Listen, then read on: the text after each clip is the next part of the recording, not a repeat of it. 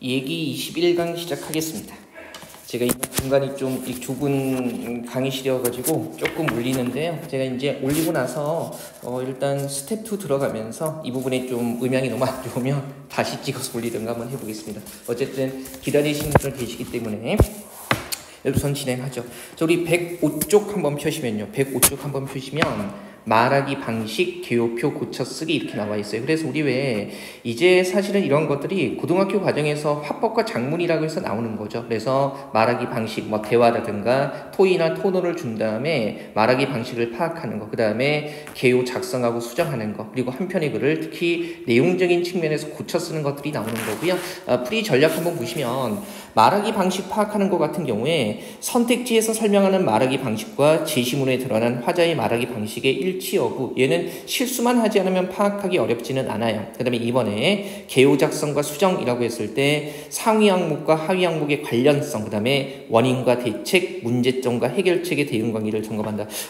예전에 저하고 같이 공부하신 분들도 계시지만 특히 개요 수정하는 문제는요, 원인과 대책, 문제점과 해결책이 1대1로 대응이 돼야 돼요. 예를 들면 원인과 문제점을 A, B, C라고 설정을 했다면 당연히 한 편의 글로서 완결성을 갖추려면 해결책이나 대책 부분에서 A에 대한 거, B에 대한 거, C에 대한 거 이런 것들이 나와줘야 되는 거죠. 그 다음에 3번의 고쳐쓰기 같은 경우에 내용 간의 일관성 여부를 점검해야 합니다. 그래서 글 전체의 주제나 맥락에서 벗어나는 내용이 있다면 바꿔 써야 되는 거죠. 자, 유형 잡는 풀이 비법 한번 보시면요. 독서의 내용 전개 방식이 선택지나 조건에서 언급되는 경우들이 있기 때문에 내용 전개 방식과 관련된 개념 정리해야 되고요. 아주 단순하기는 한데 정의, 비교, 대조, 예시 이런 것들 상식적인 거여서요. 문제 통해서 나올 때 그냥 몇 가지 정리해 두시면 돼요. 그 다음에 두 번째 한번 보죠. 작문 영역은 주제 선정, 자료 수집과 선택, 개요 작성과 수정, 표현하기, 고쳐쓰기 사실은 이 5단계로 구성이 되거든요. 그래서 예시 문제에서 나온 유형 외에 다른 유형으로도 다양하게 출제되기 때문에 작문 전 유형을 골고루 연습하시면 됩니다. 이 부분은 다행스러운 건 실전 문제로 꾸준히 연습하면 되고요. 개념적으로 익힐 부분은 별로 없어요. 그래서 부담 갖지 않으셔도 됩니다. 자, 우리 106쪽에 대기 1번 한번 가보죠. 벌써 여러 번 풀어봤던 문제고요. 지금 보니까 화제에 대해서 남들과 다른 측면에서 탐색하는 사람이 있고요. 그 다음에 자신의 의견이 반박되자 질문 던져 화제를 전한, 살짝 까다로운 건 말하기 방식에 대해서 여러 가지, 두세 가지를 섞어서 얘기하고 있기 때문에 하나씩 끊어서 점검해야 되죠. 그 다음에 대화가 진행되면서 논점에 대한 찬반 입장이 바뀌는 사람이 있고요. 그리고 사례의 공통점을 종합해서 자신의 주장을 강화하는 사람이 있다라는 거 한번 가보죠. 일단 답은 되게 쉬운 게 을 같은 경우에 처음부터 갑이 이제 마스크 착용을 거부하는 사람이 있다는 것이 이해가 안 돼 그랬더니 을은 무조건 비난하지 말자, 이유를 파악해보자. 그리고 병은 그냥 을에 대해서 을이 한 얘기에 대해서 그 사람들, 을이 얘기한 사람들은 개인의 자유가 존중받아야 하는 기본권이라고 생각하기 때문에 일단은 쓰지 않는 것 같아라고 얘기를 하고 있고요. 갑이 거기에 대해서 질문을 던지고 그 다음에 병은 갑에게 동의하고 있고요. 을 같은 경우에 윤리적 차원 말고 문화적 차원에서도 고려할 필요가 있다라고 해가지고 그러면 지금 화제는 마스크 착용 거부에 대한 것인데 1번 화제에 대해서 남들과 다른 측면에서 탐색하는 사람이 있다. 을이 뭐라고 하고 있어요? 문화적인 차원에서도 고려할 필요가 있다라고 얘기를 하고 있기 때문에 1번은 적절하죠. 그 다음에 2번 보면 자신의 의견이 반박되자. 물론 이제 을이 무조건 비난하지 말자라고 얘기를 하고 있기 때문에 갑의 의견이 반박된 건 맞는데 갑이 질문을 던지고는 있지만 화제를 전환하지는 않았죠. 그 다음에 3번에 논점에 대한 찬반 입장이 바뀌는 사람 아니었고요. 그리고 사례의 공통점을 종합해서 주장 강화하는 사람도 여기서 확인되지는 않습니다. 그죠? 한번 보시고요. 그냥 사례라고 해봤자 마스크를 거부하는 사람이 있다. 요거 하나뿐인데 여기서 뭐 사례들의 공통점이라고 얘기할 만한 게 없겠죠. 자, 그 다음에 기출문제 2번 한번 보시면 대기 2번이죠. 지침은 가볍게 확인하시고요. 어렵지는 않았을 거예요. 이건 기억부터 바로 가보죠. 일단 우리 왜 지침에 보면 서론에 개념정의와 문제제기라는 말이 나와 있거든요. 그러면 여기 서론 1번에서 개념정의 나와 있고요. 그러면 기억에 문제제기 들어가야겠네요. 그죠? 복지 사각지대에 발생했다는 사회 문제의 증가라고 해가지고요. 이거 아무 문제 없고요. 그 다음에 이제 니은하고 디귿 봐야 되는데 지침에 보면 본론이요. 그죠? 두 개의 장으로 구성하되 각 장의 하위 항목끼리 대응되도록 작성할 것 이렇게 나와 있거든요. 그럼 보세요. 지금 자 여기 2번하고 3번이 본론이 될 텐데 지금 해소 방안이 첫 번째가 사회적 변화를 반영해서 기존 복지제도의 미비점을 보완하자는 거니까 니은에서 얘기한 발생 원인과 그 다음에 이 해소 방안이 1대1로 대응이 돼야겠죠. 그러면 보세요.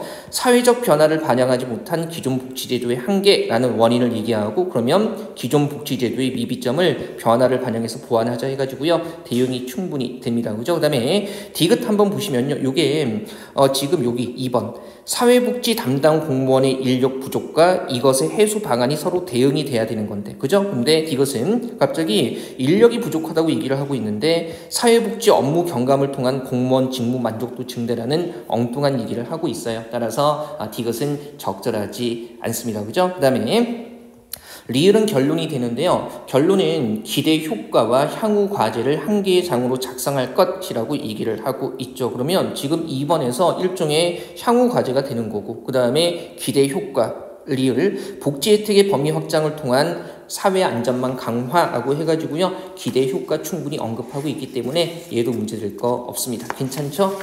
이런 문제는 요령만 알면 크게 어렵지는 않아요. 한번 보시고요.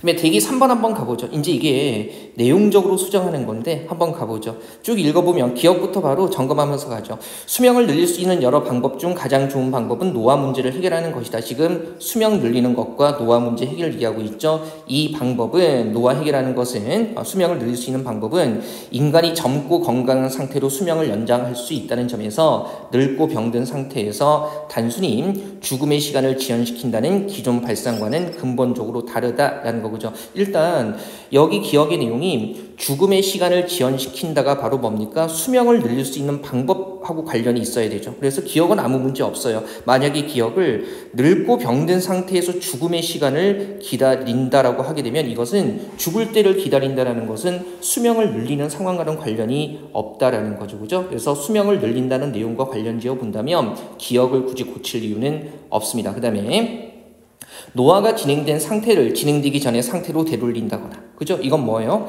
젊고 건강한 상태로 수명을 연장할 수 있는 그런 방법들을 얘기하고 있는 건데 니은이요.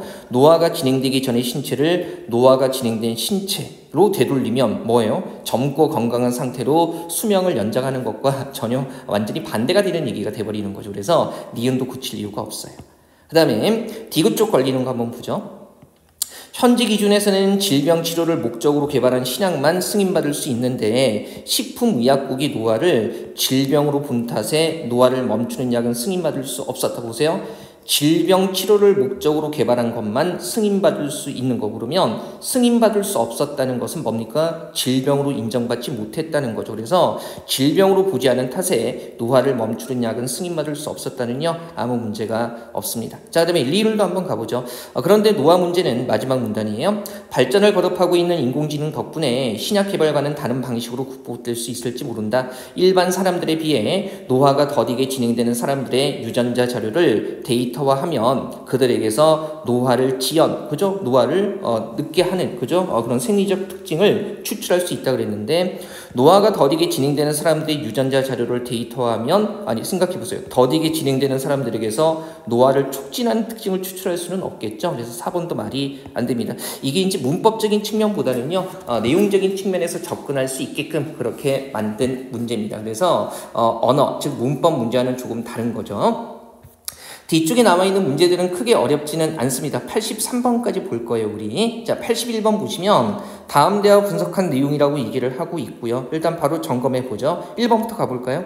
자, 진행자는 해설사가 말한 내용이 진행자 자신의 경험과 관련이 있는지 질문을 통해 확인하고 있다라는 거죠. 우리 왜 밑에서 두 번째 진행자 말 여기를 보면 예전에 남한산성에 갔을 때 보니까가 뭡니까? 진행자의 경험이고요. 성벽을 쌓은 돌의 종류나 쌓은 방식이 조금씩 다르던데 방금 말씀하신 시대별 특징 때문인 것으로 볼 수 있나요? 라고 해가지고요. 그죠? 질문을 통해 확인하고 있네요. 이거 너무 쉽네요. 사실은 이게 실제 난도도 이것보다 더 어려워지진 않습니다. 그래서 이런 문제 잘 보시면 돼요. 그 다음에 2번 가보죠.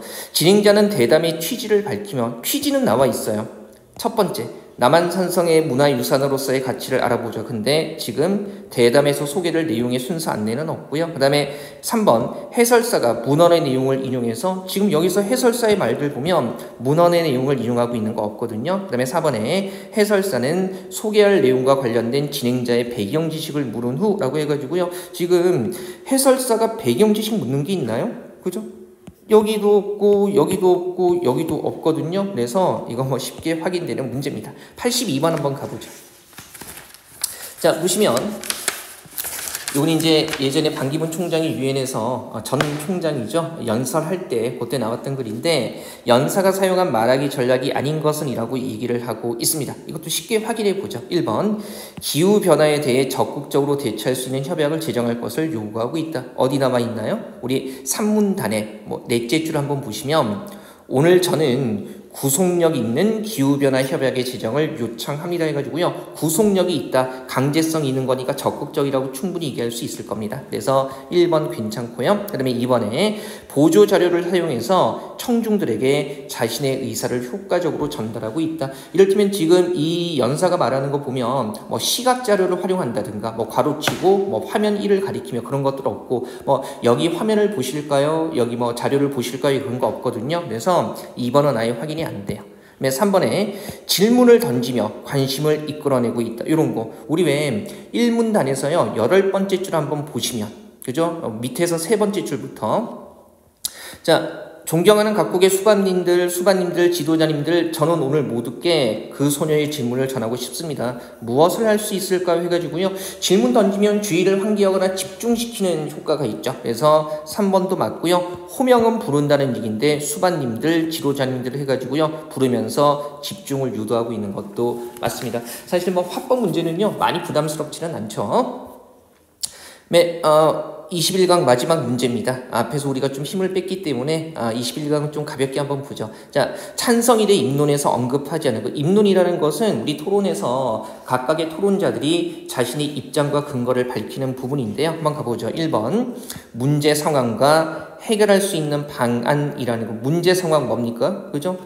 단순 다수제로 국회의원을 선출하기 때문에 투표율이 낮아서 대표성에 대한 논란이 있고 해결하기 위해 결선 투표제를 도입해야 한다가 1번이 되는 거고요. 그 다음에 2번에 용어의 개념을 풀어서 설명한다. 여기 보니까 결선 투표제는 과반의 득표자가 없을 때 후보자를 올려 과반의 투표로 선출하는 방식이라고 해가지고요. 풀어서 설명하고 있고 그다음에 3번에 예상되는 반박에 대한 해결 방안. 자, 이렇게 반박하시는 분들, 이렇게 반대하시는 분들 계시겠지만 그건 이렇게 하면 됩니다라는 내용이 있어야 되는데 그런 내용이 없어요. 그 다음에 4번에 주장이 관철되었을 때의 기대 효과라는 거, 그죠? 뭐라고 나와 있어요? 이를 도입하면 관심이 고조되고 투표율이 높아져서 대표성을 인정받는 국회의원이 선출될 거고요. 그 다음에 결선 투표 거치면서 후보자의 자질과 능력도 향상된다라고 해가지고요. 4번도 확인이 되는 범주입니다. 자, 작문하고 화법은요. 일정 단계에서 꾸준히 큰 틀만 잡고 연습 많이 하시면 됩니다.